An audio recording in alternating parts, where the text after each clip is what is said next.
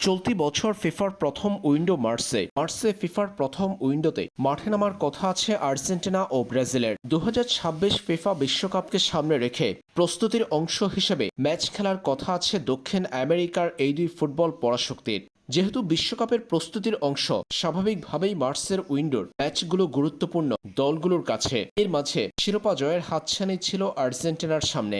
কাতারের আল লুসাইল স্টেডিয়ামে 27 মার্চ অনুষ্ঠিত হওয়ার কথা ছিল ফিনালিসিমা।